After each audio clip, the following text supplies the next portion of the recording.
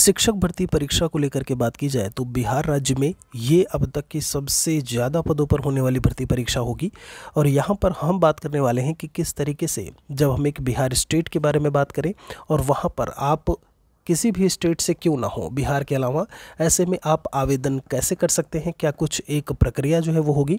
अगर आप लास्ट तक बने रहेंगे तो आपको सारी चीज़ें बहुत ही अच्छी तरीके से कानूनी तौर पर जो चीज़ें पहले हो चुकी हैं वो सब कुछ आपको यहाँ पर हम बताएंगे और ऐसे में सारी चीज़ें आपको समझ में आएंगी। बहुत बहुत आप सभी का स्वागत है महेश अकेडमी यूट्यूब चैनल पर।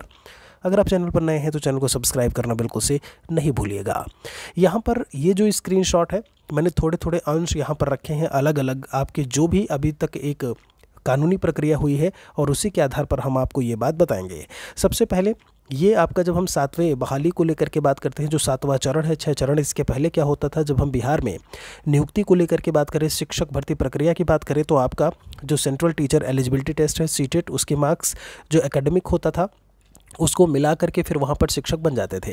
या फिर जो दूसरा तरीका था वो था बिहार टीईटी परीक्षा को पास करके और एकेडमिक को लेकर के और उसके बाद वहाँ पर एक जो शिक्षक है उनकी नियुक्तियां हो जाती थी। अभी यहाँ पर जिस तरीके से यूपी में सुपर टेट हुआ है उसी तरीके से वहाँ पर भी 7वें चरण से जो है वो सुपर टेट परीक्षा रख दी है और ऐसे में कहीं ना कहीं उसका लगातार विरोध जो है वो किया जा रहा है। सबसे बड़ी चीज़ यहाँ पर कि जब हम बात करते हैं इनकी नियमावली में तो इन्होंने एक बात पहले पॉइंट में मेंशन कर रखी है, आप देखोगे तो इसमें लिखा है भारत का नागरिक हो एवं बिहार राज्य का स्थायी निवासी हो। और जैसे ही ये पॉइंट आता है सारी चीज़ें ख़त्म हो जाती हैं कि अगर आप बिहार के निवासी नहीं हैं तो आप यहाँ पर आवेदन नहीं कर सकते यहाँ पर। लेकिन हम आपको बताएंगे कि आप आवेदन कैसे कर सकते हो, क्या कुछ चीज़ें होंगी, सभी को मिल करके कहीं ना कहीं उस पर काम करना होगा। ध्यान दीजिएगा, अगर आपको याद हो जब हम यूपी की भर्ती की बात करते हैं, इसके पहले जो बड़ी भर्तियां हुई हैं आपने देखा 72,000 तो बहुत पहले हुई थी। फिर अभी की बात करें, अगर हम जब से माननीय योगी जी की बात करें उसमें 68,500 की बात की जाए या फिर 69,000 भर्ती की बात की जाए, यहाँ पर हम आधार जो है वो लेंगे 68,500 भर्ती का।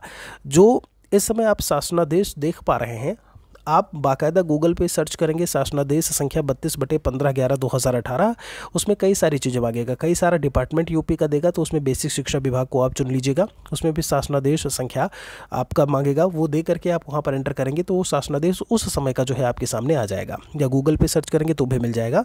15/11/2018 में 9 जनवरी 2018 को आप यहाँ पर देख पा रहे होंगे, ये सहायक अध्यापक भर्ती परीक्षा 2018 का आयोजन किए जाने हेतु मार्गदर्शी सिद्धांत गाइडलाइंस प्रक्रिया और समय सारणी, ये बात जो है एक नोटिफिकेशन में निकला था।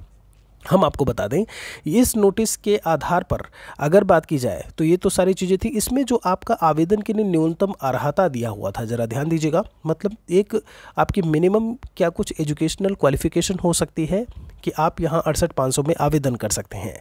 जिसमें मैं आपको बता दूँ ये पूरी चीज़ जो इसमें पहले और दूसरे में पॉइंट में जो इन्होंने बताया हुआ है, यहाँ पर भी 68,500 में आवेदन करने के लिए आपको उत्तर प्रदेश का लगभग पिछले जब हम 5 साल की बात करते हैं, लगभग 5 साल से आप यहाँ के स्थायी निवासी रहे हों तो ऐसे में आप जो है यूपी की वैकेंसी यानी इस वैकेंसी के लिए आवेदन कर सकते थे।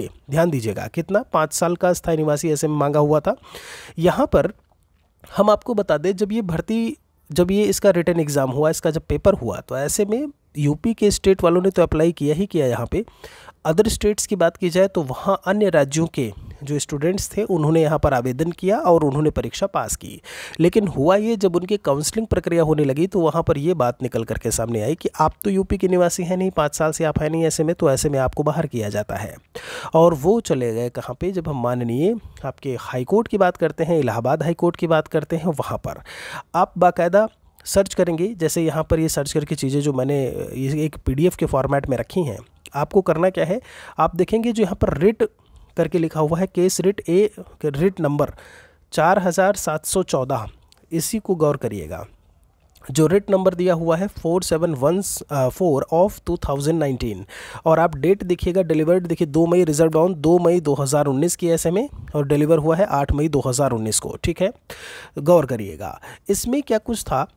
जो बच्चे थे जिन्होंने रिटन एग्ज़ाम पास किया था अदर स्टेट से, उन्होंने क्या किया, कोर्ट में यहाँ पर याचिका दायर कर दी ऐसे में कि भाई हमने रिटन एग्ज़ाम पास किया हुआ है और ऐसे में यहाँ पर हमें जो है वो आगे काउंसलिंग प्रक्रिया में जो है वो नहीं रखा जा रहा है। यहाँ पर मैं आपको बता दूँ जब आप पूरे इस केस के गो थ्रू जाएंगे तो इसमें क्या कुछ एक जो निष्कर्ष निकल करके आया, जो निर्णय दिया गया, उसके बारे में हम आपको बताएंगे। यहाँ पर नीचे आपको लेकर के चलते हैं। ये चीज़ आप देख पा रहे होंगे, इसमें बाकायदा मेंशन किया हुआ है, पूरे केस में एक एक चीज़ें बताई हुई हैं कि कब क्या कैसे हुआ। इसमें लिखा हुआ है राष्ट्रीयता और निवास, ऐसे अभ्यर्थी आवेदन हेतु पात्र होंगे। ये 68,500 की भर्ती में कहा गया था, जो भारत के नागरिक हों और उत्तर प्रदेश में आवेदन के पूर्व निरंतर 5 वर्ष से निवास कर रहे हों। ये बात बाकायदा नोटिफिकेशन में बताई गई थी। ठीक है, ये बात भी इसमें केस में जब पूरा एक जब कहते हैं ना जीरा बहस चल रही होती है, तो ये सारी चीज़ें जो है वो एक समराइज़ की जा रही थी। और इसमें आगे देखिएगा, जब हम बात करते हैं आर्टिकल नंबर 16 की, बहुत अच्छी तरीके से ज़रा इस चीज़ को पढ़िएगा, जो 14 नंबर पॉइंट में लिखा हुआ है। Article 16 which under clause 1 guarantees equality of opportunity for all citizens. जरा देखिएगा क्या कहता है हमारा भारतीय संविधान। Equality of opportunity for all citizens in matter relating to employment. क्या लिखा है? एम्प्लॉयमेंट, जी हाँ, रोजगार। और appointment to any office under the state reinforces that guarantee by prohibiting under clause 2 discrimination on the ground। और किस ग्राउंड पर जब हम बात करते हैं तो इन्होंने बोला ग्राउंड क्या कुछ होना चाहिए। आप डिस्क्रिमिनेशन मतलब भेदभाव, आप भेदभाव नहीं कर सकते। किस आधार पर? धर्म के आधार पर, रेस के आधार पर, जाति कास्ट के आधार पर, लिंग के आधार पर। डिसेंट दिया हुआ है, प्लेस ऑफ बर्थ दिया हुआ है। बात समझ रहे हो आप कि हम यूपी में पैदा हुए तो हम बिहार में अप्लाई नहीं कर सकते। हमारा भारतीय संविधान कहता है इन सभी में किसी भी प्रकार का कोई भेदभाव नहीं होना चाहिए। और यही बात यहाँ पर जो है आर्टिकल नंबर 16 में मेंशन की गई। और इसी को आधार मानते हुए मैं आपको बता दूँ, जब यहाँ पर पूरी ये चीज़ें इसमें लिखी हुई हैं कि क्या कुछ बातें हैं, आप ज़रा इसमें यहाँ पर आइएगा। ये वहीं से स्क्रीनशॉट लिया गया है जो ऑनलाइन आपकी उस वेबसाइट है। On an overall consideration of the aforesaid, यहाँ पर आगे देखिएगा, this count comes to the irresistible माफ़ी चाहेंगे conclusion that clause 2 of the guidelines dated 19 August 2018 is not only ultra vires the 1981 rules, जो 1981 की जो ऐसे में नियमावली रही है यूपी की, it is Holi unconstitutional and in violation of article 16(2)। मतलब पूरा का पूरा ये जो भी आपकी नियमावली थी जिसमें आपने कहा कि वो 5 साल का निवासी हो और सारी चीज़ें, ये पूरी तरीके से क्या हैं, ये पूरी तरीके से दोस्त आपकी अनकॉन्स्टिट्यूशनल हैं और वायलेशन है भारतीय संविधान के अनुच्छेद संख्या 16(2) का। बात समझ में आ गई? तो ऐसे में अभी तो आपको समझ में आ गया होगा। जी हाँ, बिल्कुल। तो ऐसे में जिन स्टूडेंट्स या जो भी स्टूडेंट्स बाहर के थे जिन्होंने ऐसे में आवेदन किया था, उन्हें मौका दिया गया। यहाँ पर जब हम यूपी की वैकेंसी की बात करते हैं 68,500 में शामिल होने का, और ये आपका 8/5/2019 का एक नोटिफिकेशन है बेसिक शिक्षा विभाग PNP के द्वारा जो ऐसे में बताया गया, जारी किया गया। और इसमें आप बहुत अच्छे से देख पा रहे होंगे, लिखा है उपयुक्त विषयक संदर्भ ग्रहण करने का कष्ट करें जो परिषदीय प्राथमिक विद्यालयों में 68,500 सहायक अध्यापकों की चयन नियुक्ति प्रक्रिया में आवेदन की तिथि के पूर्व निरंतर उत्तर प्रदेश राज्य में 5 वर्ष से निवास की अनिवार्यता को चुनौती देते हुए योजित की गई है। और इसके बाद मैं आपको बता दूं, जितने भी बच्चे रिटन पेपर दिए थे सभी को शामिल किया गया, ये कहते हुए कि आपकी जो चीज़ें थी वो अनकॉन्स्टिट्यूशनल थी।